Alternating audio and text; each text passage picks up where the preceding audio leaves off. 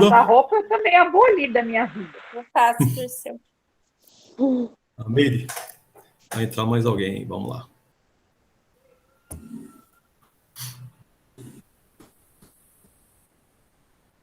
Entrou? Não, não, ainda não. Vamos lá. Então, boa noite a todos. Essa é a aula do dia 25 de outubro de 2021. Já estou até perdendo o ano. A nossa irmã Lucimeire vai fazer a prece de abertura.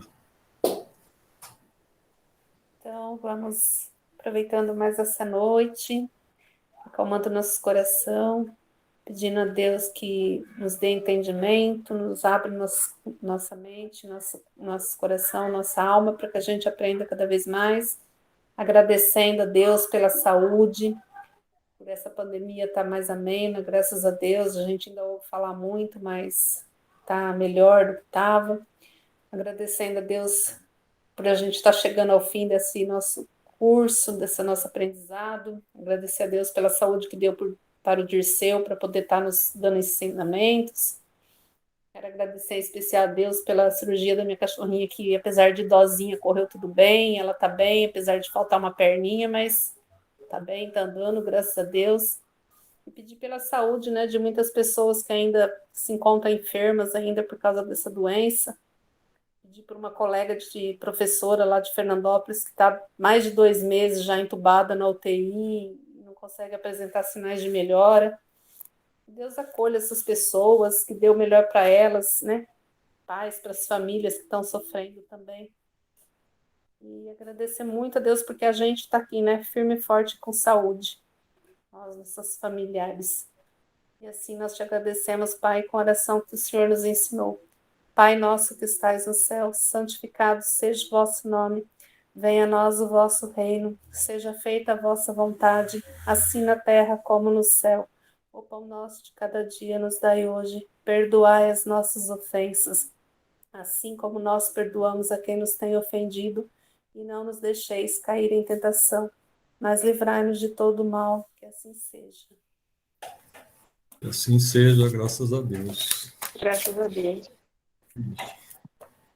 Eu abri o Evangelho no capítulo 4. Ninguém pode ver o reino de Deus se não nascer de novo. No item 18.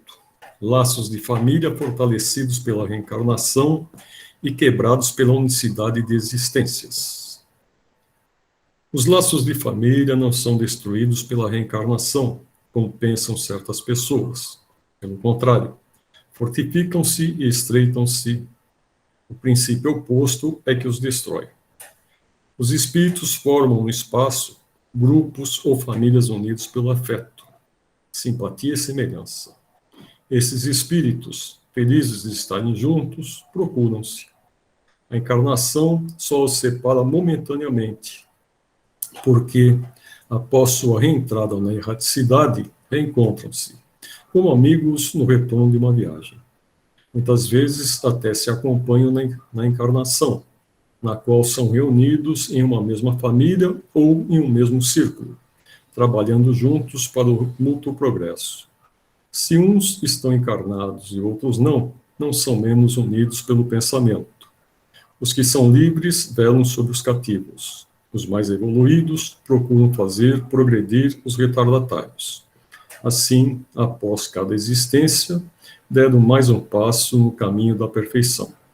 Cada vez menos apegados à matéria, seu afeto é mais vivo, justamente por ser mais depurado, por não mais ser perturbado pelo egoísmo nem pelas nuvens das paixões. Eles podem, então, percorrer um número ilimitado de existências corporais sem que nenhum golpe fira seu afeto mútuo. Entenda-se que se trata aqui do afeto real de alma para alma, o único sobrevivente à destruição do corpo, porque os seres que só se unem movidos pelos sentidos não têm nenhum motivo para se procurarem no mundo dos espíritos. Apenas os afetos espirituais são duráveis. Os afetos carnais extinguem-se com a causa que os fez nascer. Ora, essa causa não existe mais no mundo dos espíritos, ao passo que a alma existe sempre. quanto as pessoas unidas pelo único móvel do interesse, na realidade não significam nada uma para a outra. A morte os separa sobre a terra e do além.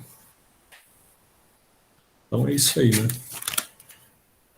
A gente, além da família em que nascemos, a gente tem a família dos amigos, né? Às vezes a gente tem amigos que são mais próximos da gente até do que certos parentes, né? Ah, isso é verdade. Verdade. Eu falo agora que família é quem escolhemos.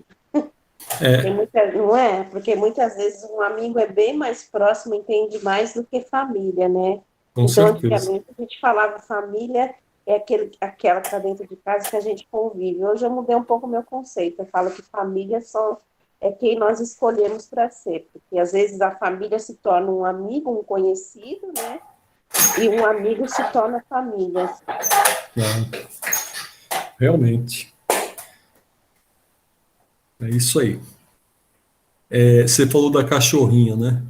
Eu tinha um amigo que ele tinha os cachorros de raça, é um perdigueiro grande, não é bem perdigueiro, parece perdigueiro, mas não é daqueles peludos. Ele é mais esguio. E um dos filhotes nasceu sem as duas patas Ai, dianteiras. que dó. Mas ele andava em pé. Ele conseguia se equilibrar com aquilo lá, andava em pé numa boa. Meu Deus. A minha Era um agora barato tá com aquele cachorro. 3 perninhas. Ele se adaptou. Assim, acabou tendo que se adaptar, né? E você falou do seu amigo aí doente, da Amiga. sua amiga, né? Uhum. Eu tenho um amigo que é médico. Ele e a esposa são médicos. Ela é médica no Hospital das Clínicas e ele era médico no Paulista de Medicina. Ele já está há mais de 3 meses com Covid, Nossa. ficou entubado um tempão, agora tiraram, desentubaram, né, porque ele estava tendo uma série de problemas, desentubado, ele está com sonda, mas está mal. A filha estava A minha, comentando que a minha amiga também não quer voltar, não. Eles tentam várias vezes tirar a sedação, mas ela não reage. isso daí estava acontecendo com ele. Ele ficava nervoso, eles voltavam a sedação. Né? Volta a sedação. E é interessante, a mulher dele ficou uma semana e pouco, ficou boa. E ele já tinha os dois vacinados, mesmo assim, ele Que coisa, né? tá bravo. Meu Deus. O problema, assim, o ruim é que quando vai desentubar, eles vão diminuindo a sedação, a pessoa tem que ficar sem sedação, mas ainda com tubo. E é horrível respirar por aquilo, é horrível. Se tiver, Deus me livre, nunca precisar passar por um negócio desse.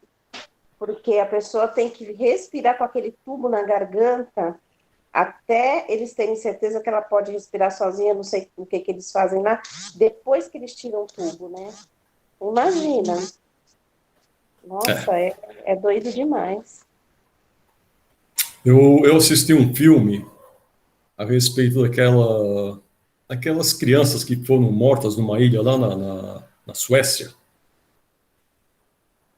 Faz uns 10 anos aí, cara. Eu lembro.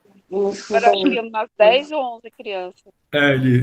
Eles estavam numa ilha fazendo um encontro e tal, e um sujeito foi lá e se vestiu de policial, começou a matar um monte de gente, o pessoal chegava nele porque ele estava vestido de policial, ele matava, né? E um menino que estava entre eles, ele foi baleado na cabeça. Ele fica entubado um tempão. Aí uma hora ele está engasgando, ele está entubado, a mãe acha que ele está morrendo, não sei o quê. O médico, não, isso é um bom sinal, vai lá e puxa o tubo de uma vez. Mas ele ainda ficou com a bala na cabeça, ele não podia fazer esforço, ele acaba se revoltando, é interessante. Ele se revolta, acaba fazendo umas estripulias lá para ver se a bala anda ou não anda, né? No fim ele acaba aceitando, a mãe dele era a prefeita da cidade, eles estavam fazendo esse encontro aí. Bem legal o filme. A Kátia não entrou. Eu passei o nome de vocês 5 para a Valesca. Cristina não estava semana passada, né, Cris? Era eu que não estava. Estava sim. Ah, não, a Meire que não estava. Semana passada era a Meire. É o seguinte, a Meire não sabe disso aqui. O SEM, que é o curso de educação mediúnica, ele acontece no mesmo horário que a gente tem lá. Você tem estudo das 7h30 às 9h, e das 9 até perto das 10 horas você tem a prática. Então, no começo você tem teoria, depois você começa a ter teoria e prática, tá? Uhum. Então, eles vão ver quantas pessoas tem. Tem uma pessoa aí que passou uma lista que tem mais de 20 pessoas. Então, para ver quantos grupos vão ser montados, eu passei o telefone de vocês, é provável que eles entrem em contato com vocês, tá? Mas já falei, já conversei com elas têm interesse em seguir com o curso, né? Se não tivesse interesse, eu não teria Dirceu, passado o nome. no caso Diga. da orientação, não foi falado nada, se vai voltar a orientação, se não vai. Olha, as coisas estão voltando aos poucos lá no centro. Então, palestras já voltaram. Orientação, você fala o quê? Aquele grupo do samaritanos que eles têm? Não, a orientação é assim, quando a gente quer conversar com o médium da casa, né, geralmente eles intuem, recebem intuição, ou recebem, realmente ouvem algo que tem ser dito para a gente, e é encaminhado, nós somos encaminhados para tratamento, ou para samaritanos, ou para passes. No caso, eu já fui algumas vezes para receber o passe branco, meu filho a mesma coisa, entendeu? Então, eles direcionam para tratamento de acordo com o que a gente conversa. Você conversa sozinho, você e o médium da casa.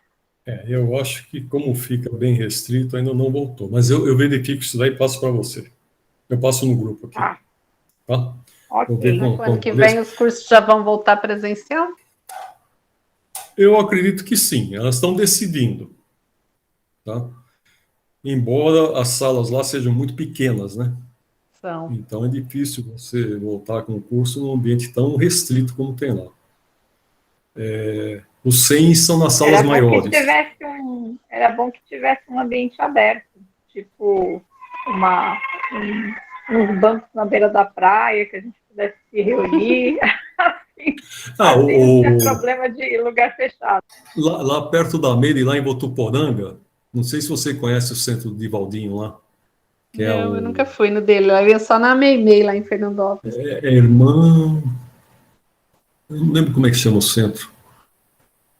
Bom, ele tem uma mangueira. O pessoal faz curso embaixo da mangueira. Ai, que delícia. De sábado à tarde ele tem gráfico, ele tem um monte de coisa lá. Então o pessoal fica embaixo da mangueira, tem uns bancos lá, eles têm curso embaixo da mangueira. É legal. Boa noite. Oi, Kátia, boa noite. Oi, Kátia, boa noite. O centro é Maria de Nazaré. Boa noite, Kátia. Boa noite. Maria de Nazaré, não sei se você já ouviu falar. Já ouvi falar, mas nunca fui lá, não. Tem o Paviano, ele sempre vem aqui, né? O Paviano é do Caminho de Damasco. O Paviano, eu já sou palestra dele, mas lá em Fernandópolis, que ele ia lá na Meimei e num outro lá que a gente ia também. Mas lá em Fernandópolis, lá em Votuporanga eu nunca fui, não. O Davi, que é lá né, Jales, você conhece? Quem? Davi. Não, esse eu não conheci, não. Ele também dá bastante palestra, bem conhecido ali naquela região. Agora estamos completos. Então, Kátia, eu já passei o nome das 5 para o pessoal para fazer o 100, tá? Então, sem ou com, vocês vão fazer o curso. Sabe que dia vai ser, Dirceu? Olha, tinha 2 dias, era de segunda-feira e, se eu não me engano, de quinta-feira que tinha o curso. Tá. Mas talvez, dependendo do número de pessoas... O 100 a dependendo... gente... Oi, fala. Fala. O 100 a gente aprende, a gente vai Como que é? Vai estudar para ver se a gente desenvolve a mediunidade, é isso? Isso. Legal. Para ver se perde o medo, se tem... Tá bom, né, Dirceu? Não entendi. Se eu não fugir, tá bom, né? Ah, sim. Por isso que eu falei que é com ou sem, mas é com ou sem medo vocês têm que fazer. É verdade.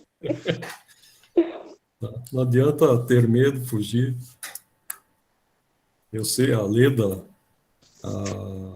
e a Kátia, pelo que elas comentam, elas já têm uma mediunidade mais aflorada, né?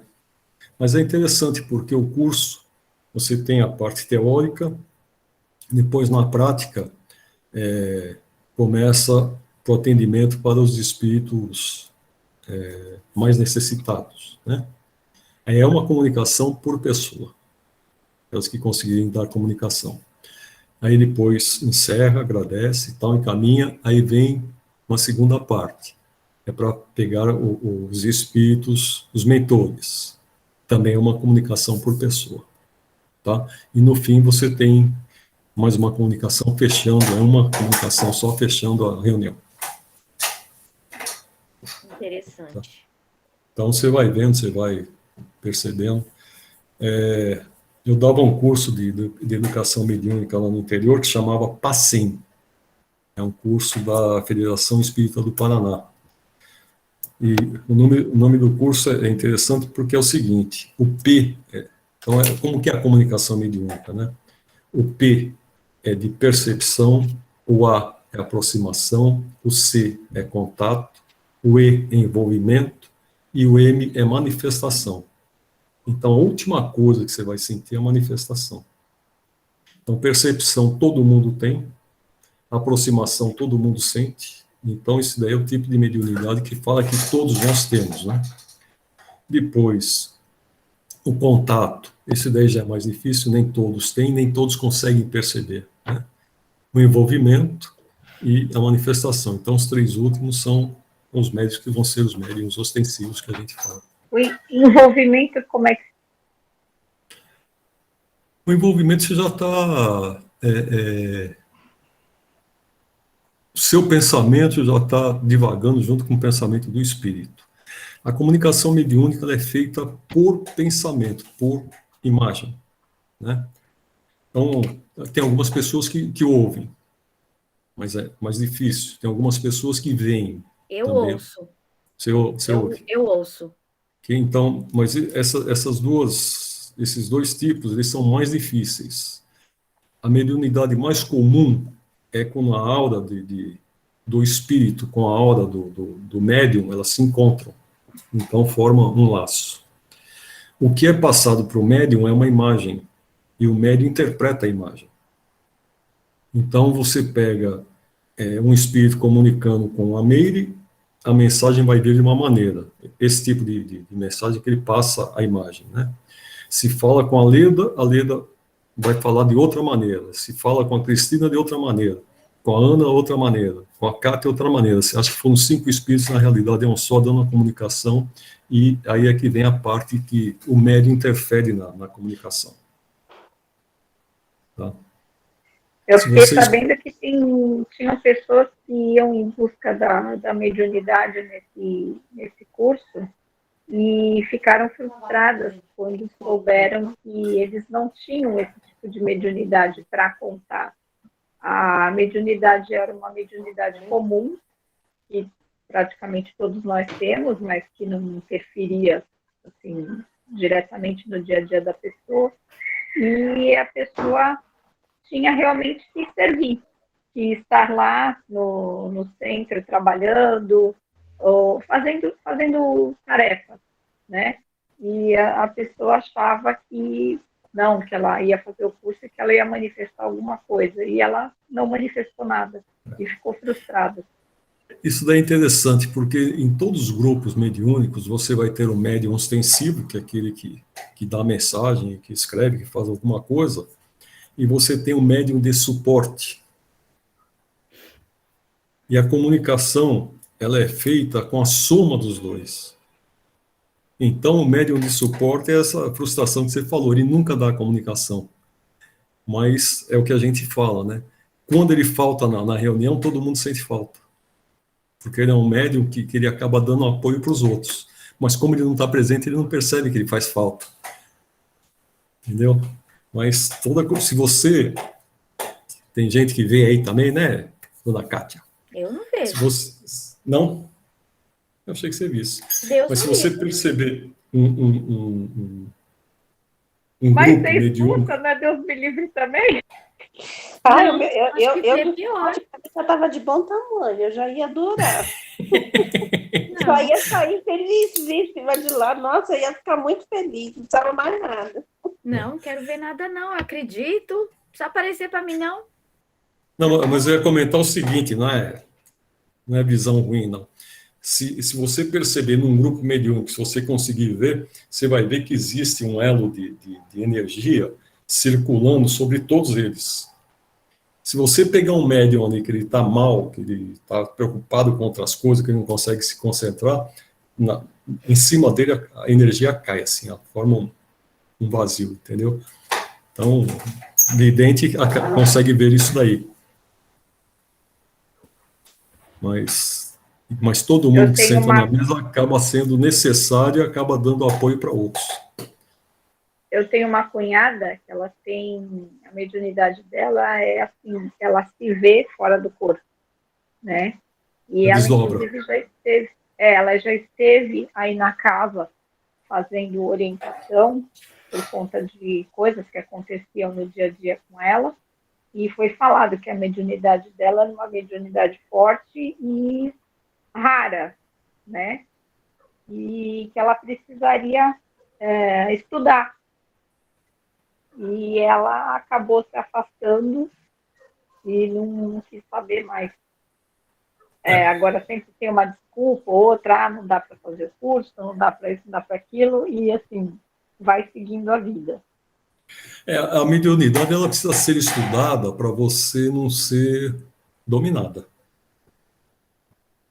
Quando eu fiz curso aqui no Semente, no outro ano juntaram vários grupos para poder liberar salas lá, né?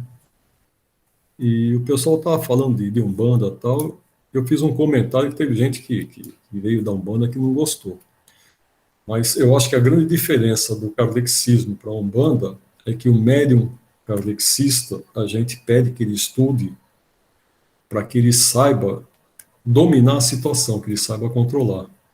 Ao passo que na Umbanda, como não tem estudo, geralmente o médium ele é dominado. Então você vê aqueles médiums que fica tomado no meio da rua, ou então é muito comum você pegar na Umbanda lá, a pessoa saiu para ir para Santos, acaba indo para lá em Mongongá, porque o espírito me pegou e me levou em Mongongá, entendeu? Então ele não tem domínio da situação, o médium, porque falta estudo para ele. Isso acontecia muito na minha família, isso acontecia. Eu tinha uma tia, quando eu era pequena, eu lembro, eu acho que meu medo vem daí, sabe? A família da minha mãe é muito grande, são muitos irmãos, e a do meu pai também, então se reuniam tudo na minha casa quando eu era pequena, Natal, Ano Novo, e eu tinha uma tia que recebia, né? Nossa, me dava um medo, não sei, não era uma, era outra, eu não lembro direito não, porque acho que minha memória, mas eu tinha muito medo, muito medo, muito medo.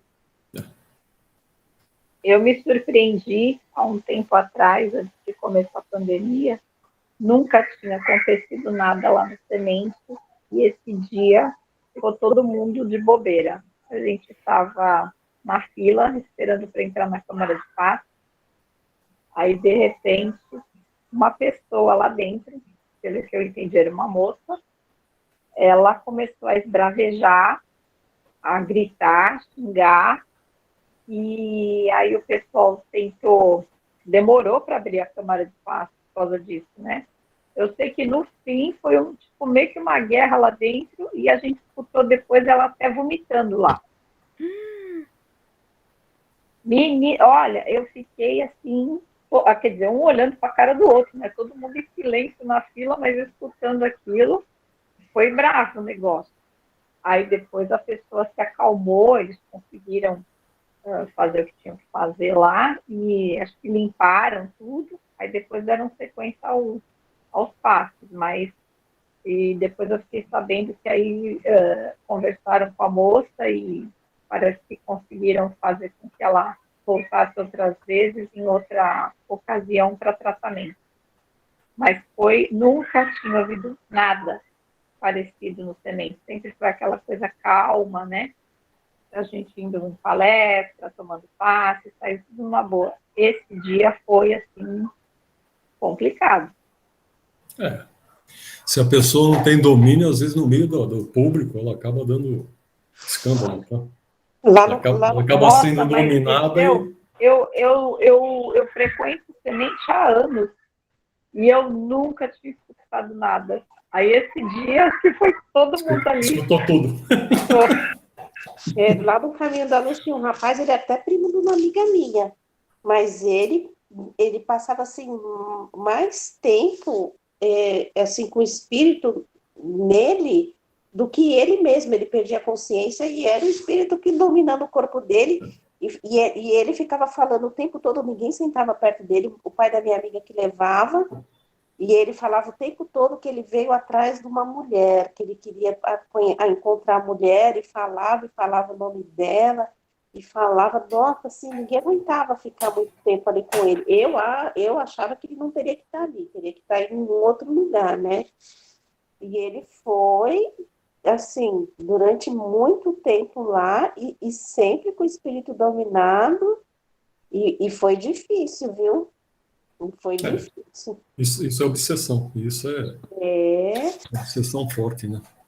Nossa, muito triste, muito assustador também. É possessão isso daí.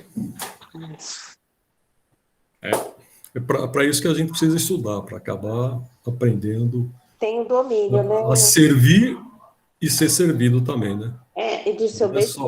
Desde que eu entrei para a doutrina espírita, graças a Deus, eu parei de ver. Muito difícil agora.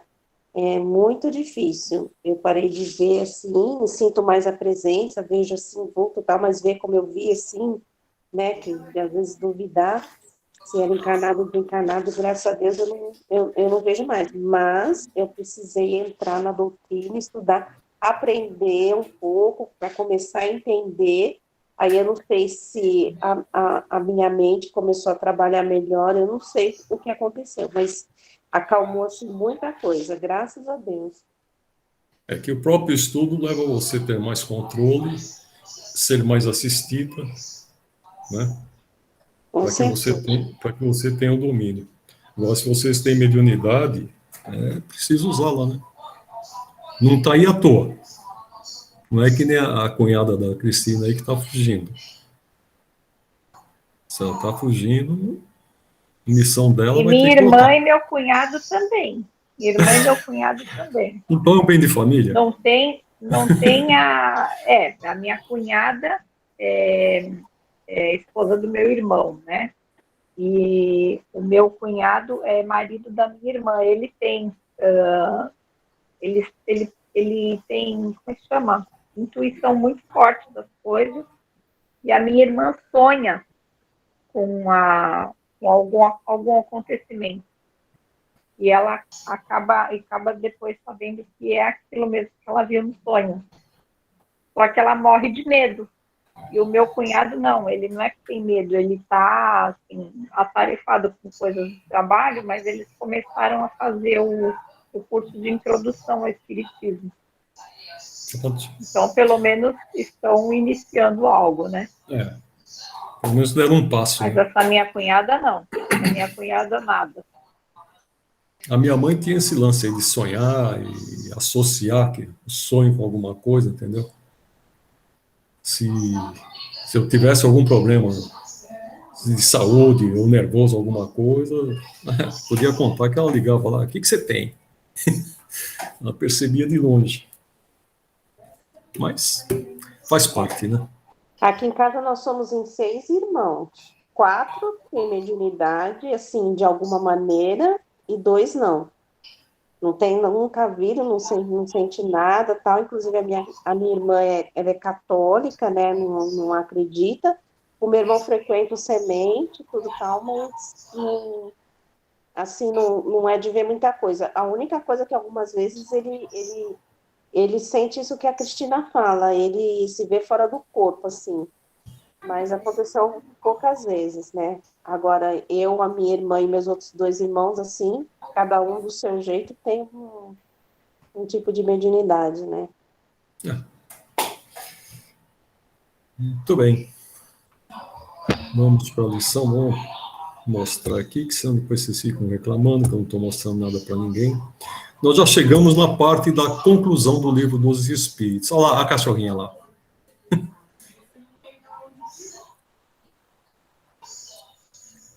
Cadê a Manquitola? Já foi pro chão? Não, tá ali. Mas nem eu. Foi a pata traseira que ela perdeu?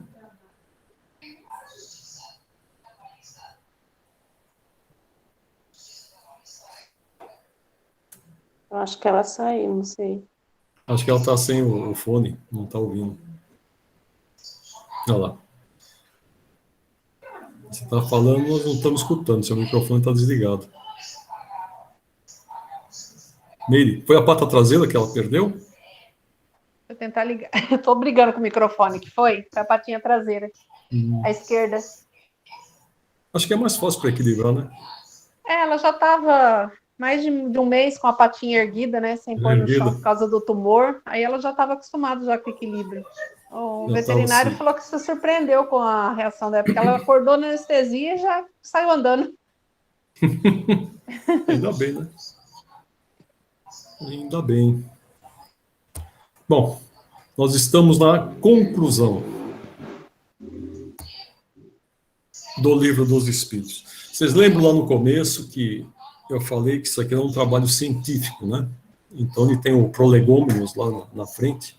Outro dia eu estava assistindo acho que era filme, e o sujeito falou, precisa fazer o Prolegômenos, né? Ou foi um deputado que falou isso daí, que eu estava falando muito, falou que precisa ter um Prolegômenos. E na realidade Prolegômenos é aquela parte introdutória do trabalho, dizendo o que se pretende fazer com o trabalho. E todo trabalho científico ele tem uma conclusão. Então, aqui estão as conclusões de Kardec. Tá? Então, a primeira. Quem de magnetismo terrestre apenas conhecesse o brinquedo dos patinhos imantados, que, sob a ação do ímã, se movimentam em todas as direções de uma bacia com água, dificilmente poderia compreender que ali está o segredo do mecanismo do universo e da marcha dos mundos. Hoje em dia não tem mais esses brinquedos, né? Na minha época ainda tinha, que o pessoal ficava puxando os patinhos na bacia d'água lá, a gente ficava louco com aquilo nos parquinhos. Não sei se da época de vocês ainda tinha isso daí. Ele usou isso aqui como uma imagem, né? Que realmente essa movimentação, esse magnetismo que atrai os patinhos é a mesma coisa que os espíritos usam para se comunicar com a gente, para nos atrair também em relação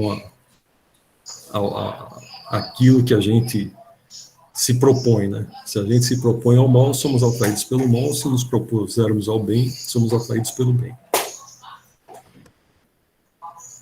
O mesmo se dá com quem do espiritismo apenas conhece o movimento das mesas, no qual só vê um divertimento, um passatempo, sem compreender que esse fenômeno tão simples e vulgar, que a antiguidade e até povos semi-selvagens conheceram, possa ter ligação com as mais graves questões da ordem social. Então, realmente, na época ainda era muito, devia existir muito esses saraus com esse tipo de divertimento, né? Que, inclusive, alguns espíritos se propunham isso daí. Foi feito para que chamasse a atenção, e alguns podiam usar isso até de uma forma leviana, né? Na época, como ainda muito pouco havia mudado, provavelmente ainda existisse esse tipo de divertimento nos salões de Paris. Então, ele está dizendo aqui que quem só conhece os movimentos das mesas não conhece a profundidade que tem o espiritismo e a mudança social que viria a partir desse conhecimento. Efetivamente, para o observador superficial, que relação pode ter com a moral e o futuro da humanidade uma mesa que se move?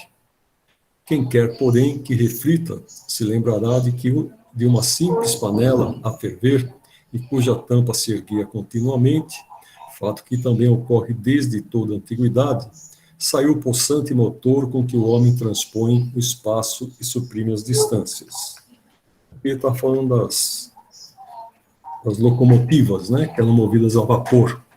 Então, era um conhecimento bem recente, 1780, mais ou menos, que saiu o cavalo a vapor, como eles chamam, e aí começa toda a Revolução Industrial com o uso das máquinas para auxiliar na produção industrial.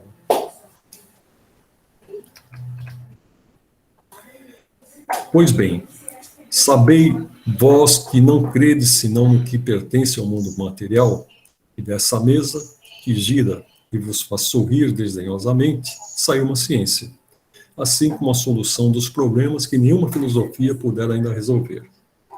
Apelo para todos os adversários de boa-fé e os adjuro a que digam se deram ao trabalho de estudar o que criticam, porque, em boa lógica, a crítica só tem valor quando o crítico é conhecedor daquilo de que fala. Zombar de uma coisa que se não conhece, que se não sondou com o escalpelo do observador consciencioso, não é criticar, é dar prova de leviandade e triste mostra de falta de critério. Certamente que, se houvéssemos apresentado essa filosofia como obra de um cérebro humano, menos desdenhoso tratamento, encontraria e teria merecido as honras do exame dos que pretendem dirigir a opinião.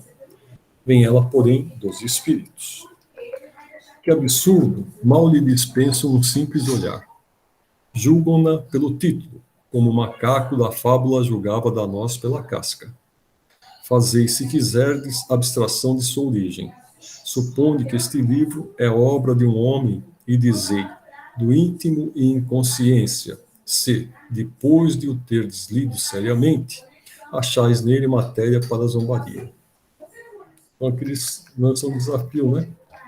Aquelas pessoas que só pensam na parte material e estão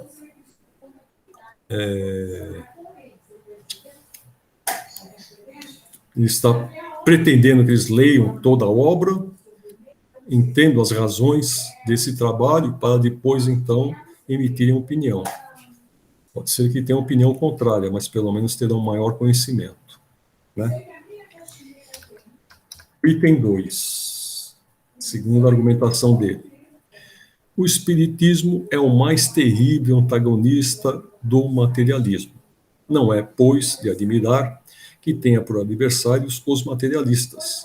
Como o materialismo é uma doutrina cujos adeptos mal ousam confessar que o são. Prova de que não se consideram muito fortes e têm a dominá-los a consciência. Eles se acobertam com o manto da razão e da ciência. E coisa estranha, os mais céticos chegam a falar em nome da religião, que não conhecem e não compreendem melhor que é o espiritismo. Por ponto de mira, tomam o maravilhoso e o sobrenatural, que não admitem. Ora, dizem, pois, que o espiritismo se funda no maravilhoso. Não pode deixar de ser uma suposição ridícula. Não refletem que, condenando, sem restrições, o maravilhoso e o sobrenatural também condenam a religião. Com efeito, a religião se funda na revelação e nos milagres. Ora, que é a revelação, senão um conjunto de comunicações extraterrenas? Todos os autores sagrados, desde Moisés, têm falado dessa espécie de comunicações.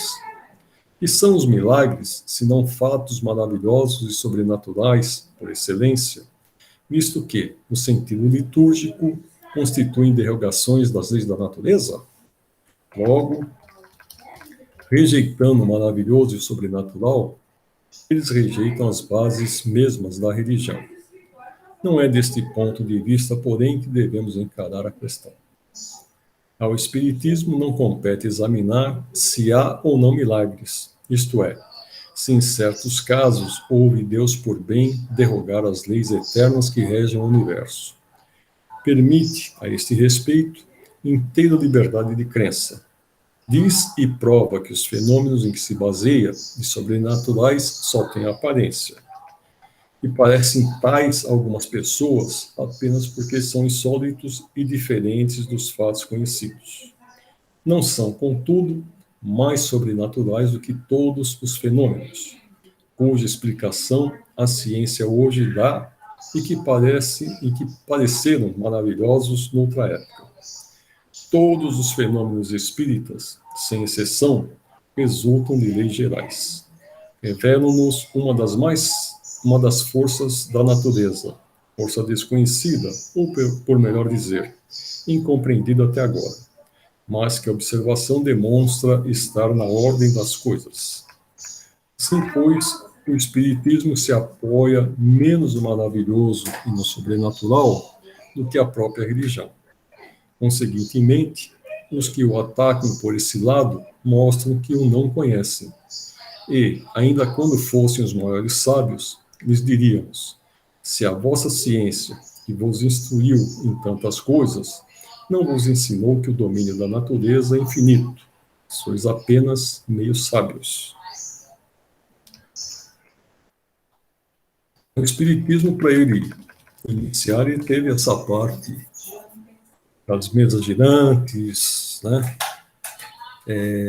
O Bezerra, ele fala que o Espiritismo ele teria 3 fases, cada uma com 70 anos.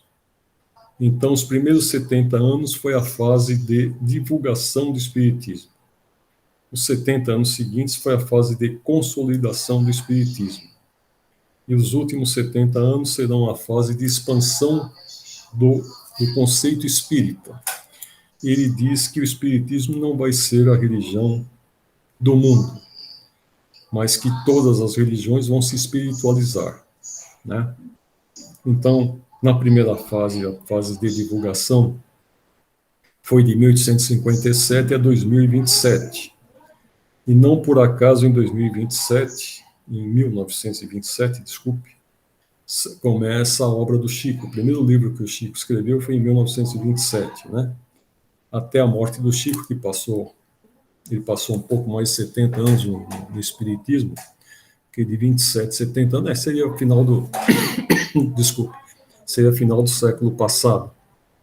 O Chico morreu em 2002, né? Então, e agora nós estamos nos 70 anos seguintes, que provavelmente vai até 2067. Alguns autores falam que o progresso da Terra, ele já está desde do início da comunicação dos Espíritos, desde o lançamento do Livro dos Espíritos, e a gente já estaria nessa mudança, que alguns espíritos já estariam sendo retirados, né?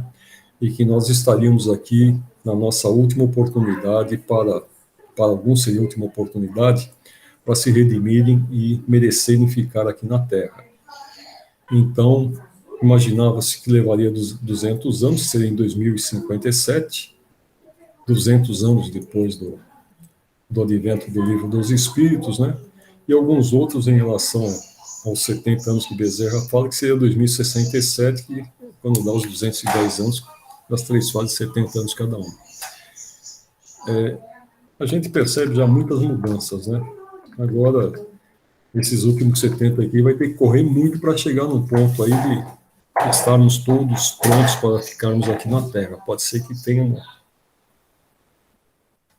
seja preciso aumentar um pouco essas datas aí para que todos nós consigamos ter algum merecimento para ficarmos aqui. Vamos ver. O Bacelli, ele tem uma palestra que ele fala que a situação que a gente vivencia atualmente aqui na Terra é justamente por causa dessa evolução. Para muitos espíritos, como seria uma das últimas oportunidades, aqueles espíritos que estavam na parte inferior aqui, na parte trevosa do umbral, eles acabaram subindo até a superfície, até a nossa região aqui, onde os encarnados convivem com os desencarnados, e a influência desses espíritos, que seriam espíritos mais recalcitrantes, é que está causando esse monte de problemas que a gente ainda percebe. Mas algumas crianças já vêm com bastante mudança, com outra visão, né? Vamos ver se realmente nós vamos, se esses espíritos que estão aqui encarnando, se eles conseguem fazer com que a Terra melhore. E, de nossa parte, se nós estaremos aptos a continuar aqui no planeta. Ô, Dirceu, Diga. sabe, eu estava lendo que está aumentando o nascimento de número de autistas, né? Agora nasce 1 em cada 54 crianças nasce autista. Inclusive, eu tenho um sobrinho neto que está com suspeita, né? Ele tem 1 aninho e pouco, tal, está fazendo os exames para ver.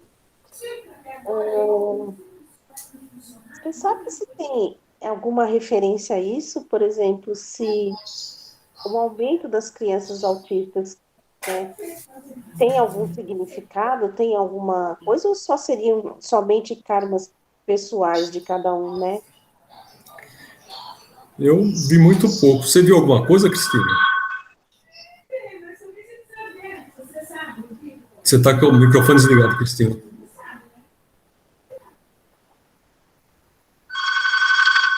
Não estou te ouvindo, Cristina. Pronto, tirei. Agora sim. Eu estava comigo com um fone sem fio, e aí a vou, rede dele agora eu coloquei com fio e não estava funcionando. eu vou te dar um para você ver se é o microfone ou se é o teu Se é telefone. o meu fone, né? É. Deixa eu até ver se o meu fone, peraí. Alô? Não. Acho que é o meu fone mesmo. Então, eu escutei uma palestra do Divaldo falando a respeito do apenas assim, do que é o autismo Na visão espírita. na interpretação do espiritismo, né? Que é a não aceitação da encarnação.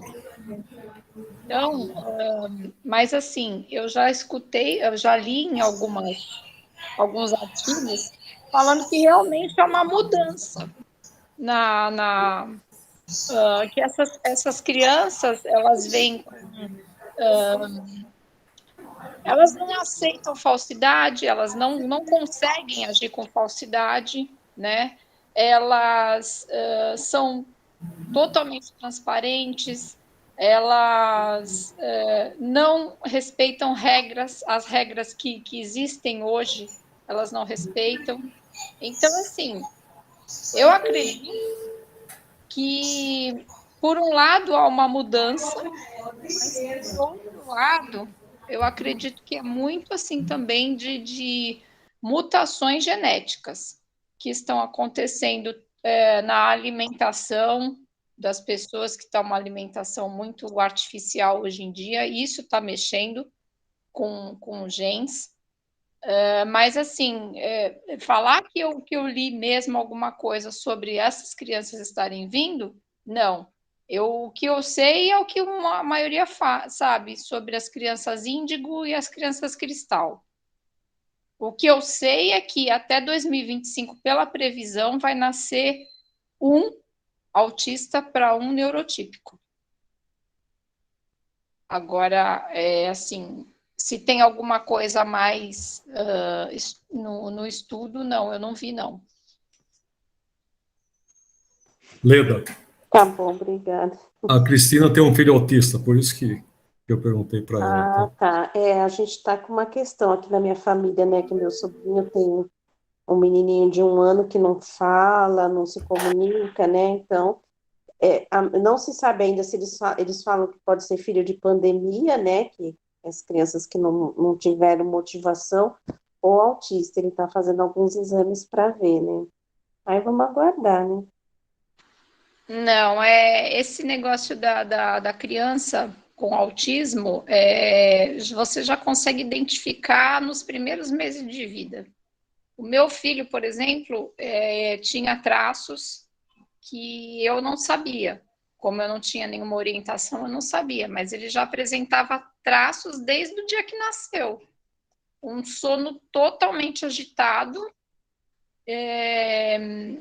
muito irritadiço, chorava o tempo todo, e isso são traços que eu não sabia. Na verdade, ele é o contrário, ele é bem quietinho, sabe? Muito bonzinho, mas não se comunica, né? Não se comunica, não fala. Aí ele fez alguns exames para saber se tem problema de audição, não tem, né? Aí agora parece que ele vai passar por algum especialista, né? A minha irmã, que fica com ele, né, assim, à tarde, que ele começou a ir para a escola para se desenvolver e tal, acha que ele não tem muita motivação, né? Porque os pais trabalham, chegam cansados e tal, e acaba não dando atenção devida, né? Mas ela tenta, assim, se comunicar com ele, ele tem bastante brinquedo pedagógico, ela ensina bastante ele a brincar, tal, mas até agora ele não fala, não se expressa muito, né? Mas pela minha experiência, não fiquem no achismo, vão procurar realmente Ah, não, especialistas. ele já está indo, né? A pediatra E pediu alguns exames e já encaminhou com o especialista. quanto mais cedo for vier a intervenção, mais chances de autonomia vai ter. Sim, E olha sim. que eu trato o meu desde os 3 anos e até hoje eu tenho meus perrengues aqui. Eu acho, não sei, se for, eu acho que vai ser bem leve, não sei, eu não convivo com ele, né? Mas é que eu falei para a Bia, a gente tem que ter a resposta que nem você falou, né? Logo para saber como tratar e para que ele tenha uma convivência boa, né? Aí vamos esperar para ver. Mas eu estava vendo uma reportagem e eu fiquei pensando nisso, né? Porque vem aumentando, né? Que agora diz que a cada 54 ou 57 crianças que nascem, uma vem autista. Então eu fiquei pensando Fora, nisso, né? fora os que não são notificados, porque são famílias muito simples, famílias sem nenhuma estrutura, que não sabem. Então, Isso, assim, a estimativa exatamente. acaba ficando aquém do que realmente é. É verdade. Essa notícia que a Leida está falando, eu também vi. É um estudo que eles fizeram. É um a cada 54 mesmo. E uma coisa que eu não vejo a sociedade se adaptando para essa mudança. Lá no Semente eu estava na evangelização infantil, tinha é, três autistas, né? Uma foi até a menina que faleceu, né? E tem um irmão dela e tem um outro. Mas assim, eu tinha um carinho muito grande porque eles são muito especiais, são carinhosos demais quando tem, você pega afeição por eles, assim, porque tem vários graus, né? Eu não sei assim identificar. Mas assim, nossa, eu simplesmente adorava eles, assim. Eu não consigo entender como as pessoas não conseguem ver com outros olhos, sabe? Porque eles eram, nossa, um era sempre prestativo para ajudar, o outro era mais arisco, assim, mas cada um do seu jeitinho, eles eram muito especiais, assim. E a menina, nossa, a menina era que ela tinha mais dificuldade, né? Ela não se expressava, não falava, e era a que eu mais gostava, né? Não sei se vocês sabem, né? Eu não lembro o nome dela, que faleceu acho que o ano passado, né? O filho de Sim, uma Parece que foi trabalhadora. em 2019 que ela faleceu. Nossa, já fez 2 anos. Nossa, era uma graça. E ela já era uma moça, né? Mas assim, dentro dos limites dela também muito esperta. Mas, eles têm um difícil relacionamento com as pessoas, né? Porque o autismo ele está justamente na dificuldade de interação social. E aí, com isso, acaba vindo os conflitos, né? Principalmente por pessoas que têm a mesma idade. No caso, assim, o meu filho, por exemplo, ele sempre se deu muito bem com os mais novos e com os mais velhos, mas ele nunca foi muito bem aceito pelos pares, que são a molecada da idade dele. Então, ele tem um comportamento muito infantilizado, ou ele tem uma fala muito adulta para a idade. Então, ele nunca consegue se colocar no meio. Mas, assim, com paciência, quem sabe, lá na frente as coisas melhoram. Eu acho que precisa engajamento de toda a sociedade, né, na verdade, né? Entender Mas mais. eles são difíceis também, viu, Ieda? Eu imagino. Ieda não, Leda. Eu imagino.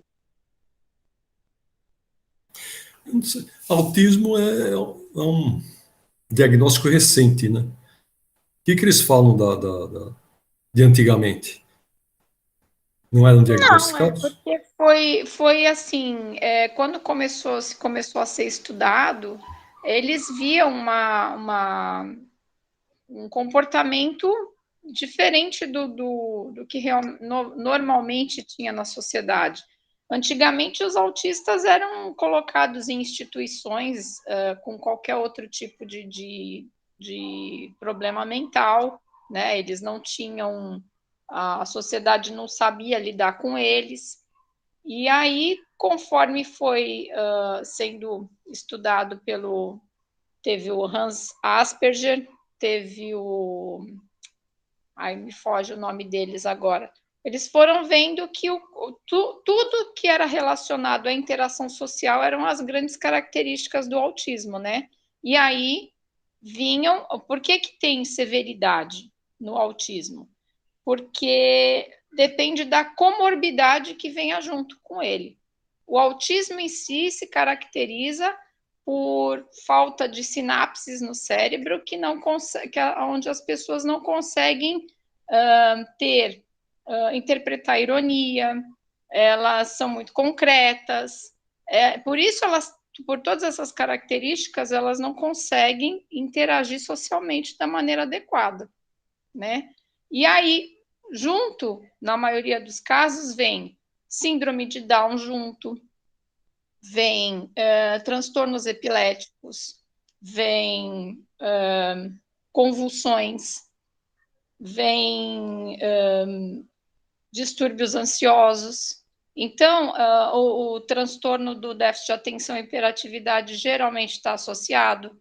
Então, isso é que caracteriza o grau leve, moderado ou severo. São as comorbidades que estão junto com o autismo. Que o autismo, pura e simplesmente, é a falta de interação social. O indivíduo muito concreto e que não interpreta as nuances da linguagem. Eu tenho um sobrinho de 6 anos. Ele é para não entender isso. Não Repete, entendi o que você falou,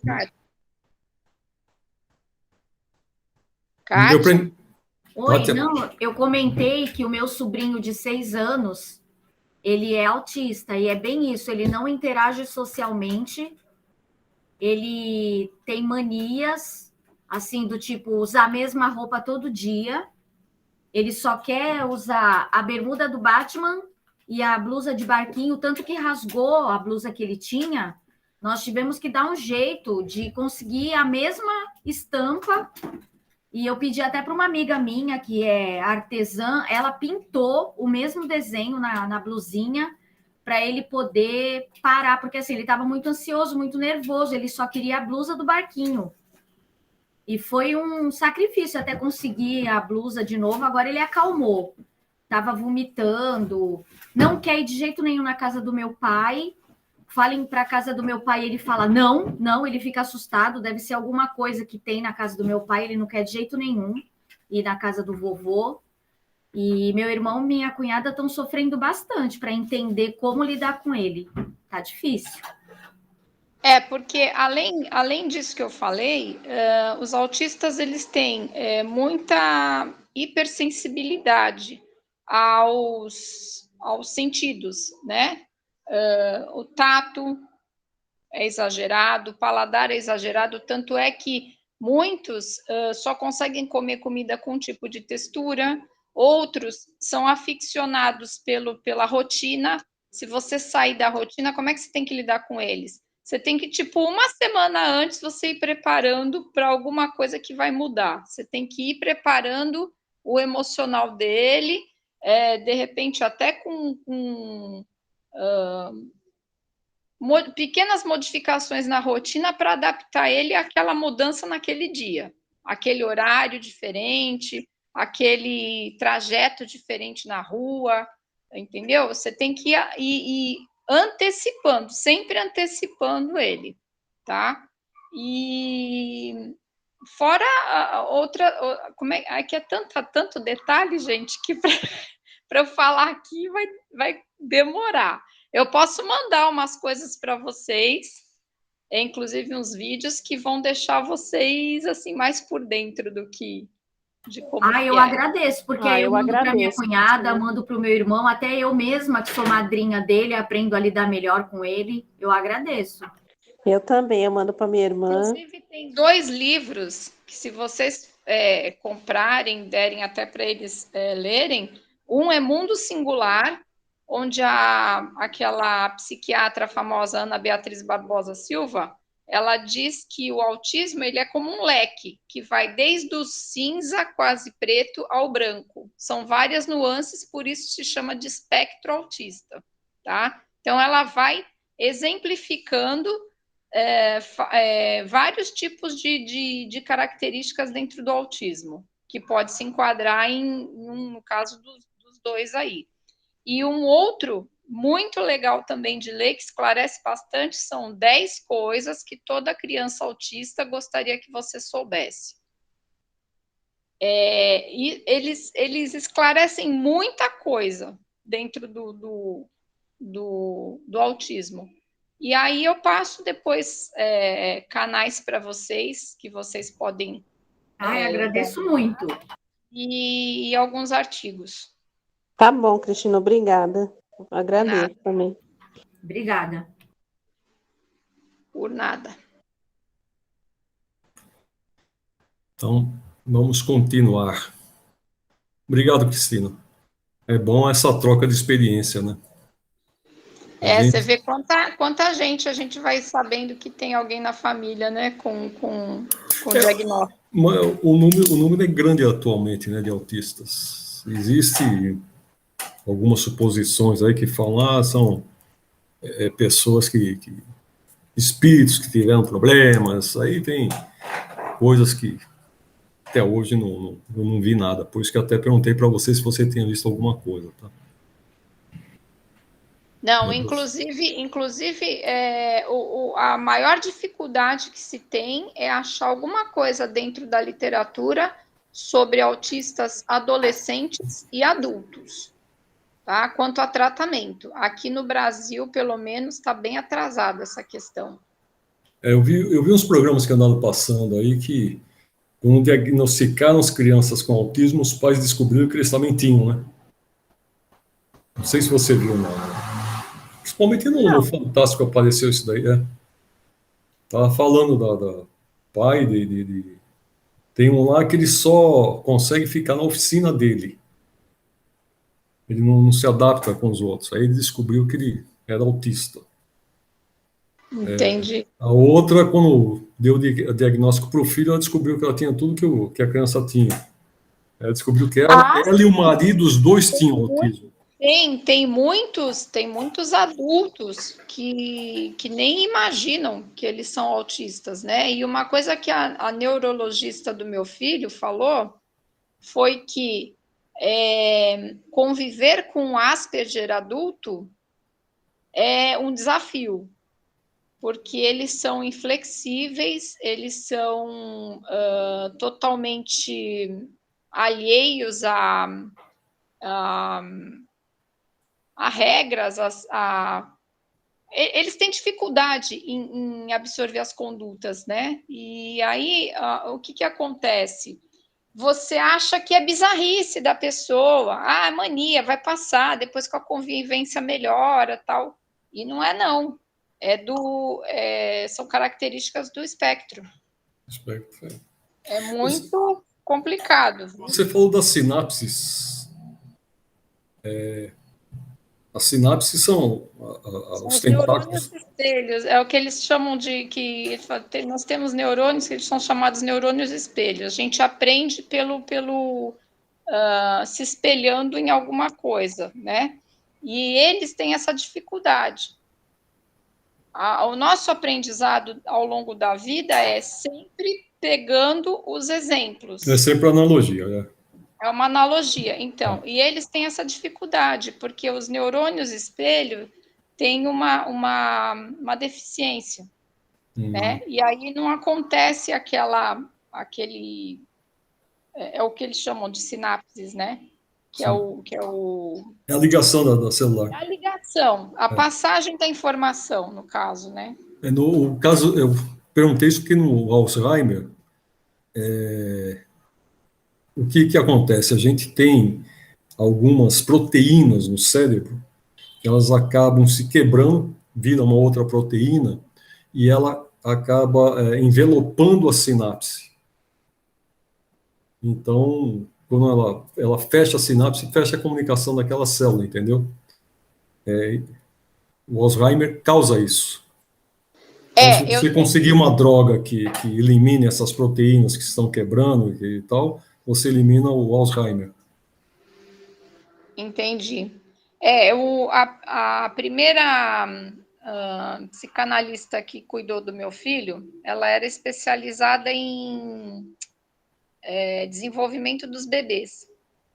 E aí ela me explicou bem assim, a grosso modo, bem para leigo entender.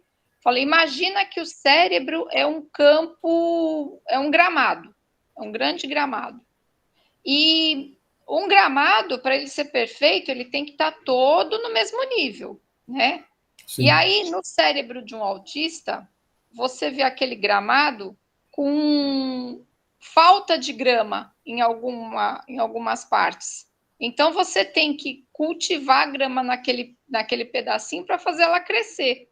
É mais ou menos isso, o tratamento que é feito ao longo da vida, né?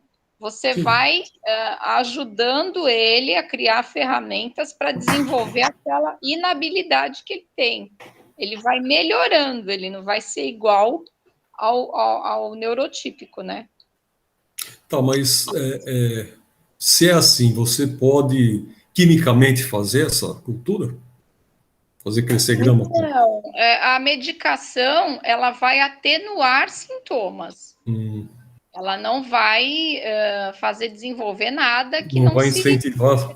Não, é porque ele não tem aquela determinada coisa que o neurotípico tem. Então, o que você vai fazer? Você, através da medicação, você vai amenizar aquela falta e a terapia também vai ajudar. É um conjunto, é a terapia junto com a medicação. Mas quimicamente você não consegue, então, alterar a situação. Exatamente, porque o autismo ele não é uma doença, ele é uma condição. É como se a pessoa tivesse nascido com uma mancha de nascença. Mas você pega, por exemplo, um bipolar. Na realidade, você consegue quimicamente estabilizar, né? Sim, é isso que eu falo. A medicação, ela vai atenuar os sintomas. Ela vai fazer com que ele consiga conviver melhor em sociedade, mas não vai nunca trazê-lo à normalidade. Não vai deixar um gramado perfeito. Não. Bom, são as condições. Pode ser que no futuro até isso daí mude, né? Pois é, né? Mas eles atrelam muito as questões, a parte científica, né? Eles atrelam muito as questões alimentares, ao meio, né? E à genética também. Então a alimentação ela vai influenciar quimicamente, o meio vai influenciar psicologicamente, né? Os estímulos que tem. Talvez isso daí no futuro mude. Vamos esperar. Então lá. Terceiro ponto que Kardec aponta aqui no trabalho dele. Dizeis que desejais curar o vosso século de uma mania que ameaça invadir o mundo. Preferirias que o mundo fosse invadido pela incredulidade que procurais propagar? A que se deve atribuir o relaxamento dos laços de família e a maior parte das desordens que minam a sociedade, senão a ausência de toda crença? Demonstrando a existência e a imortalidade da alma, o Espiritismo reaviva a fé no futuro, levanta os ânimos abatidos, faz suportar com resignação as vicissitudes da vida. Ousaríeis chamar a isto de um mal? A isto um mal? Duas doutrinas se defrontam. Uma, que nega o futuro, outra que lhe proclama e prova a existência. Uma que nada explica, outra que explica tudo e que, por isso mesmo, se dirige à razão. Uma, que é a sanção do egoísmo, outra que oferece base à justiça, à caridade e ao amor do próximo. A primeira somente mostra o presente e aniquila toda esperança. A segunda consola e desvenda o vasto campo do futuro. Qual a mais perniciosa? Algumas pessoas, dentre as mais céticas, se fazem apóstolos da fraternidade e do progresso. Mas a fraternidade pressupõe desinteresse, abnegação e da personalidade. Onde há verdadeira fraternidade, o orgulho é uma anomalia. Com que direito impondes um sacrifício àquele a quem dizeis que, com a morte, tudo se lhe acabará? Que amanhã, talvez, ele não será mais do que uma velha máquina desmantelada e atirada ao monturo? Que razões terá ele para impor a si mesmo uma privação qualquer? Não será mais natural que trate de viver o melhor possível durante os breves instantes que lhe concedeis? Daí o desejo de possuir muito para melhor gozar. O desejo nasce a inveja dos que possuem mais, e dessa inveja há a vontade de apoderar-se do que a estes pertence. O passo é curto. Quer que o detém? A lei, porém, não abrange todos os casos. Direis que a consciência, o sentimento do dever. Mas em que baseias o sentimento do dever? Terá razão de ser esse sentimento de par com a crença de que tudo se acaba com a vida? Onde essa crença existe, uma só máxima é racional. Cada um por si, não passando de vãs palavras as ideias de fraternidade, de consciência, de dever, de humanidade, mesmo de progresso. Vós que proclamais semelhantes doutrinas, não sabeis quão grande é o mal que fazeis à sociedade, nem de quantos crimes assumis a responsabilidade. Para o cético, tal coisa não existe. Só a matéria rende ele homenagem. Aqui ele usou de uma forma bem direta, né, em relação ao que pegava a religião católica, né? Já que no catolicismo a gente só tem uma vida e a chance de ser bom ou ser mal, se for mal vai para o inferno, perece lá eternamente, se for bom vai para o céu, fica lá eternamente, se for mais ou menos, vai para o purgatório, e fica lá também por um período, não dizer que a gente saísse do purgatório, né? Para purgar, se melhora vai para o céu, não sei. Não lembro disso daí, não estudei tanto catolicismo para falar a respeito disso. Mas, realmente, se você pensar entre o que uma doutrina ensina e a outra, por outro lado, né, quando você fala no espiritismo, que aqui se faz, aqui se paga, que se você cometer algum crime, alguma coisa, se não pagar nessa vida, você terá que pagar no futuro. Isso faz com que as pessoas pensem duas vezes antes de terem uma atitude desse tipo, né? Ao passo que se você fala que só tem uma vida, a pessoa muitas vezes ela quer usufruir tudo que ela tenha direito, né? E aí vem, como ele fala aqui, né? Se a pessoa não tem o que temer, se ela tem inveja do que os outros têm, o que detém que ela vá roubar? A gente vê acontecer isso daí com muita frequência hoje em dia, né? A pessoa só vê o aqui e agora, né? A lei, embora a gente tenha muitas leis, a lei não consegue refrear esse tipo de pensamento, esse tipo de atitude. Então, continuamos no mesmo ponto que ele nos deixou lá no século XIX, né? Estamos no século XXI e a humanidade mudou muito pouco em relação a isso daí. Um outro pensamento dele aqui. O progresso da humanidade tem seu princípio na aplicação da lei de justiça, de amor e de caridade. Lei que se funda na certeza do futuro. Tirai dessa certeza e lhe tirareis a pedra fundamental. Essa lei derivam todas as outras, porque ela encerra todas as condições da felicidade do homem. Só ela pode curar as chagas da sociedade.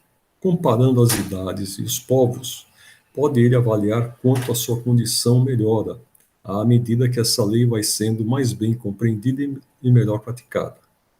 Ora, se aplicando-a parcial e incompletamente, ofere ao homem tanto bem que não conseguirá quando fizer dela a base de todas as suas instituições sociais?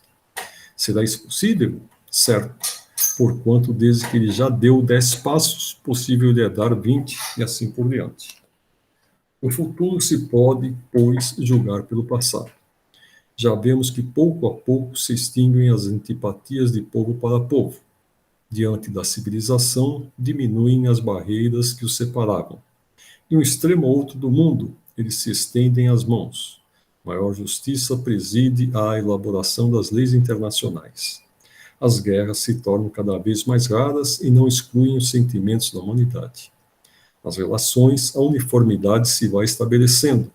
Apagam-se as distinções de raças e de castas, e os que professam crenças diversas impõem silêncio aos prejuízos de seita, para se confundirem na adoração de um único Deus.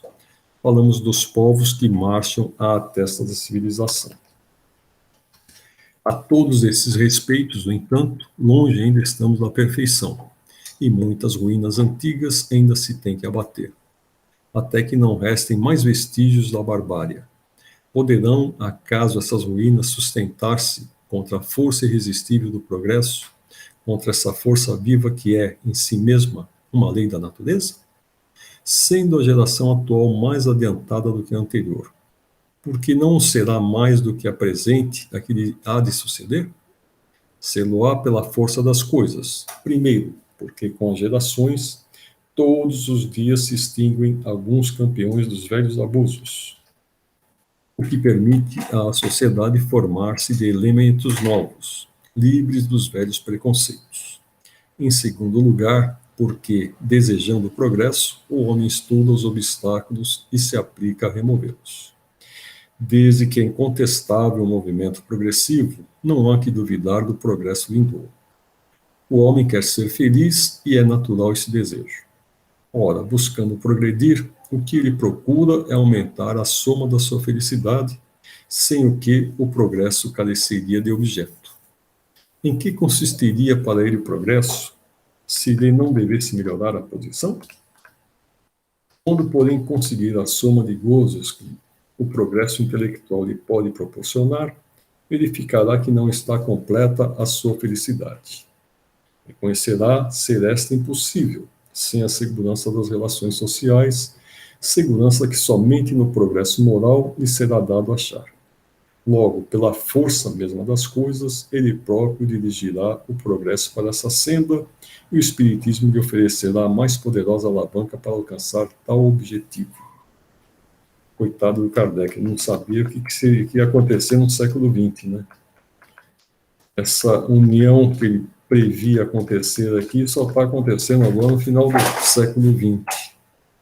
As guerras, desde aquela época, desde o fim de Kardec até a gente pode chamar até 1975, aí, quando foi uma guerra bem grande, que foi a Guerra do Vietnã, né? Nós não tivemos nenhum momento de paz, foi uma guerra atrás da outra.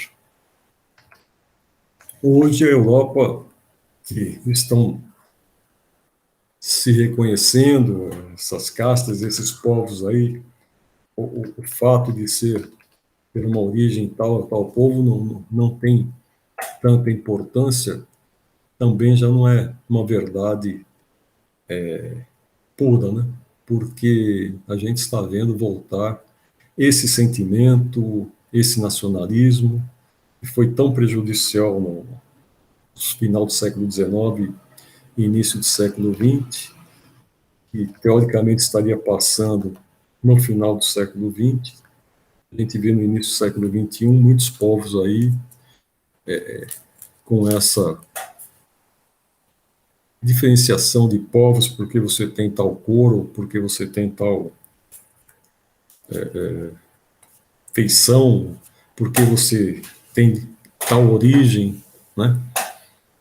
A Suécia e os países nórdicos ali, Suécia, Dinamarca, Noruega, eles estão mais aptos a esse tipo de aceitação, tanto assim que eles têm já uma miscigenação acontecendo gradualmente nesses países, inclusive pela falta da própria mão de obra que eles têm lá. Mas na Europa, ainda ali, quando a gente pega França, Alemanha, os eslavos que estão ali, os cossacos da Rússia e assim por diante, ainda tem muito esse tipo esse procedimento, né, que ele já condenava lá atrás, que hoje a gente realmente condena, né? Então, um sentimento nobre, um sentimento que vai melhorar alguma coisa. O fato de eu ser branco, assim, assado, o outro ser preto, o outro ser vermelho, o outro ser azul, né? Isso não nos difere. O que muda é a casca, porque o espírito é eterno e o espírito não tem cor, não tem casta, não tem nada, né? Precisamos começar a aceitar mais esse pensamento. Vamos ver se aqui é longo.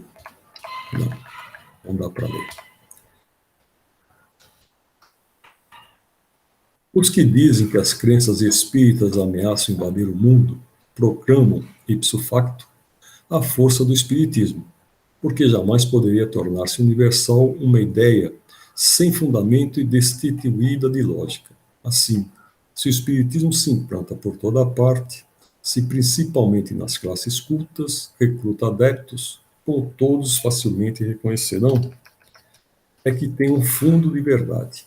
Maldados contra essa tendência serão todos os esforços dos seus detratores, e a prova é que o próprio ridículo, de que procuram cobri-lo, longe de lhe amortecer o ímpeto, parece ter lhe dado novo vigor, resultado que plenamente justifica o que repetidas vezes os espíritos hão dito: não vos inquieteis com a oposição.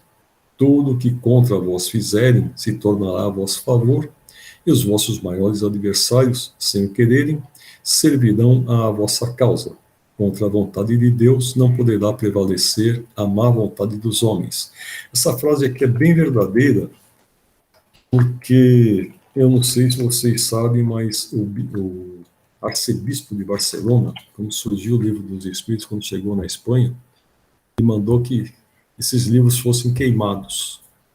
E isso, ao invés de diminuir o espiritismo, pelo contrário, criou uma procura muito grande desses livros pelos espanhóis. Foi até uma forma de propaganda para o espiritismo na época. Mas, infelizmente, o espiritismo não cresceu tanto quanto ele supunha, né? Hoje, aqui no Brasil, que eu acredito que seja o país mais que tenha mais espíritas do mundo, espíritas no sentido da religião espírita, do kardexismo, né? A gente representa aqui 2 ou 3% 2,5% mais ou menos da população do Brasil, que daria em torno de 5 milhões para uma população de 200 e tantos milhões que a gente tem. Então, esse pensamento do Kardec, infelizmente, ainda não é verdade, ainda não aconteceu. Nossa, muito pouco, me surpreendi agora. Espíritas são 2,5%. É pouco mesmo. Você É que sabe- tem outros, não conta aqui, os espiritualistas, né? Se você colocar Umbanda, etc., pode ser que esse porcentagem seja maior. Mas não vai ser muito mais, não. Ô, Dirceu, lá na França tem muito francês que não sabe quem foi Allan Kardec, né? Não sabem. E tem muitos poucos centros. Hoje eu acredito que tem mais centros espíritas em Portugal, em razão dos brasileiros que foram para lá, Portugal e Espanha principalmente, do que os próprios franceses tenham levado alguma coisa do espiritismo para outros países, né? Tem até um programa que estava aparecendo na Cultura, ele aparece no Prime, canal chamado Prime aqui, 640 e pouco, que é Procurando Kardec. Não sei se você já viu. É um Não, nunca negro. vi. É um negro. Ele deu origem a alguma ilha ali do Caribe. E a filha dele morreu, ele começou a procurar as razões, ele descobriu o espiritismo. Então isso levou à França, que ele fez essa procura de Kardec lá, né? E agora ele está no Brasil aqui conversando com uma série de espíritas, justamente porque, como ele fala, que ele teve... Quem foi o outro que perdeu o filho aqui? Ele fala de um outro autor que perdeu o filho, como ele, que também começou a procurar a explicação no espiritismo. Então, é bem interessante essa série. Eu tenho assistido, principalmente de sábado à noite, nesse canal, eu não lembro, no Prime, 650, 640, entre 645 e 650. Então, não vai dar, nós temos só 3 minutos, então semana que vem eu volto aqui, a esse ponto. Bem, semana que vem é feriado. Era isso que eu ia falar. Ah, já estava pensando, né? Tá vendo? É transmimento de pensação. E aí, você não quer assistir a aula? Fala a verdade. Não, quero folga, quero emendar. Quer emendar? Bom, vocês que sabem. E aí, já pensaram onde a gente vai fazer a do final do ano? Já pensaram no lugar? Aceitamos sugestões. Não era no Policarpo? Pode ser. Policarpo ali, Boa. pertinho do centro. Eu tinha falado do Irondelli também, mas ela falou do Policarpo, mas aí, gente, vê aí. É que na Irondelli... Se for bom e barato, tá ótimo. Então, na Irondelli, o problema é a acústica, né? Lá dentro é um barulho. E lá fora a gente tem que dar sorte de não estar chovendo. No Policarpo, a acústica é melhor. E é tudo coberto, né? Não chove. Pode estar chovendo, pode estar... Eu não sei, nunca percebi isso daí lá A vez que eu fui no Policarpo, como foram 2 grupos, e a gente estava fazendo o Amigo Secreto, eu achei muito barulhento lá dentro. Ah, é? Então dei sorte. Na realidade, aqui tem muita gente, entendeu? Que é fechado e que tem um espaço grande dentro, acaba se tornando barulhento porque ecoa muito, né? Era bom se a gente conseguisse algum lugar que realmente pudesse ficar do lado de fora, assim, mais à vontade, né? Nem tem o Timaria, tem né? o Gáudio, Timaria. Ali o Irondelli na parte de fora, mas assim, por exemplo, o Timaria tem a parte coberta. Se estiver chovendo, dá para ficar do lado de fora de qualquer jeito. O Irondelli não. O Irondelli não tem condição. Mas vocês acham que vai chover esse final de ano? Ah, meu filho, do jeito que tá a coisa. Ave Maria. como choveu esse ano, pelo amor de Deus. Será que Parece Pernambuco. Né, Miri? Eu tô tento criando mandar- calor, gente. Eu A tento chuva que mandar um falta lá pouquinho. vem toda para cá. Eu tento mandar um pouquinho pelo WhatsApp para lá, mas da caixa cheia volta para trás de novo. Eu sugeri o Tertúlia, mas ninguém gostou. Não sei por quê. Nossa, que humilde. Aí é longe, né? É longe, é Longe, longe. longe do É preço, longe. deve ficar uma beleza. Bom, ainda a gente tem mais umas. Eu acho que com. Vocês querem aula semana que vem ou não? Gente, até quiosque na praia eu tô topando. Eu também, vou em qualquer lugar. Né? Vamos tirar uma folga, Dirceu, já que a gente está adiantado aí. Então, semana que vem não tem aula. E na outra a gente decide. Pode ser. O Policarpo teria que ser. Nós somos de segunda-feira, talvez por isso daí que era só aquele grupo, entendeu? Ficou fechado ali. Não sei se. Se bem que nosso grupo vai ser bem menor também No aqui. Irondelli ontem só tinha a minha mesa, gente. Tava assim, não podia abrir a boca que ouvia lá na esquina. Você sabe que as últimas Também vezes. é uma pizzaria muito boa. As últimas vezes que eu fui no Rondelli estava vazio. As 2 últimas vezes que eu fui, estava cheio e, nossa, um barulho, É? uma gritaria. Esses restaurantes que vocês nunca estão falando fui é lá aqui no em Irondelli. São Vicente? É. O O Rondelli, na Praia do Em frente à Gonzaga, praia. Maria na Praia Perto do do Gonzaga. antigo Marrocos ali, né? Vai lá no meu trabalho, onde eu trabalho. olha aí, ó. Eu ia perguntar isso daí. A Miri vai lá na trabalha numa pizzaria. pizzaria. Ah, só que é em é, Santos, no Miri? canal 1, na La Maggiore. Ai, muito boa. Tem rodízio Tem rodízio. A gente paga durante a semana R$ 50 por pessoa, passa espetinhos de todos os sabores, pizzas e porções. É lá Tudo onde incluso. onde era a cachaçaria, né? Não, ali acho que faz mais de 30 anos que é pizzaria. Espetinho do É que, Miri? na Carvalho de Mendonça, esquina com Canal 2. Sim. Não tô. Ô, Caralho. Mary, aí a gente tem que pegar a condução, Espetinho né? do quê? Já sei Espetinho onde que de é. carne, de queijo, churrasquinho. Ah, é? Carne, queijo, pão de alho, linguiça toscana, linguiça calabresa, passa de tudo, vai passando, você come o que você quer. Aí onde você tá falando era o antigo Caldeira, que foi do meu Isso, pai. acho que é isso mesmo, Esse restaurante foi do meu pai, meu falecido É pai. lá mesmo, bem de esquina lá. Olha, mundo pequeno, hein? A família isso de mesmo. comerciantes, Eu já lembro teve deles falar. tanto. Mas você vai participar ou você vai trabalhar? Não, eu vou participar. Tá bom.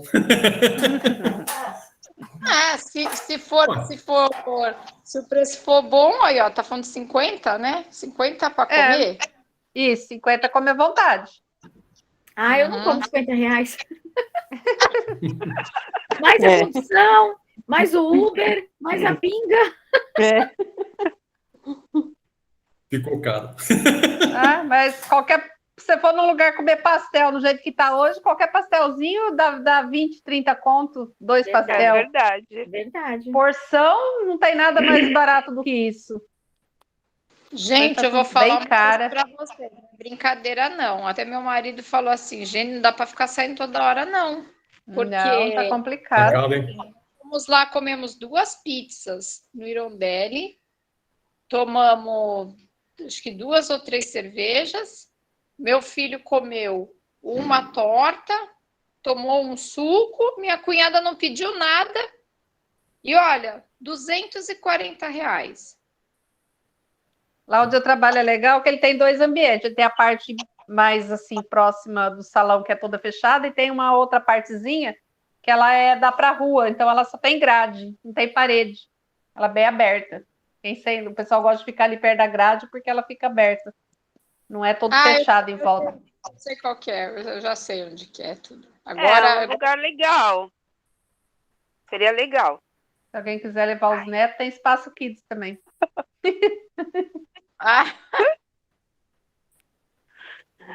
Quem tem neto? Eu tenho. Eu não. Eu não tenho, não. Eu também não. Nossa, meus netos não estão aqui. Seria mais da nossa galera que seria mais para ir pro boliche, ficar numa mesa ali petiscando e jogando boliche. Nossa, boliche é caro também. Então, eles não querem sair com a gente, não. Ah, os netos, Ia gostar, né, Ana? A nossa galera ia gostar. Não sei se com a gente, né? A gente junto. É verdade. Né? Bom, vamos pensar. A gente tem 15 dias para decidir, tudo bem? Tá joia. Ok. Tá. Então, quem vai fazer a oração de fechadura? Eu faço. Cristina?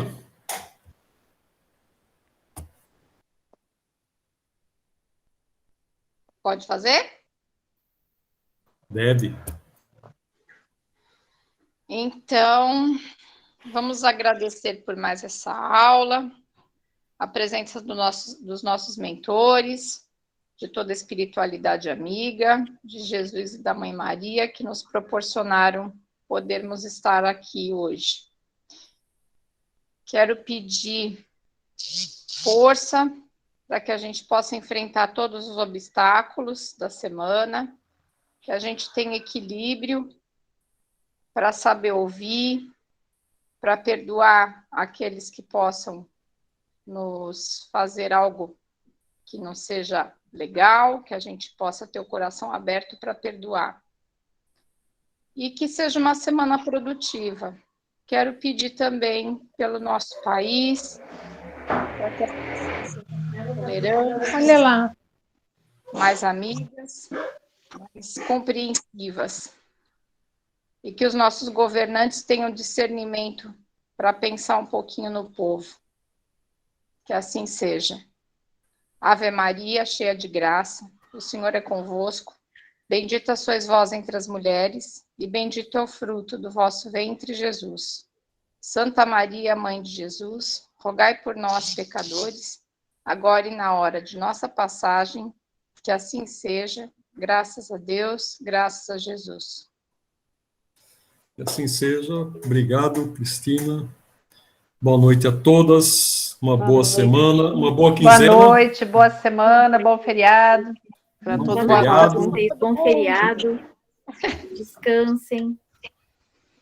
Com certeza. Tudo bom para vocês todos. Tá bom.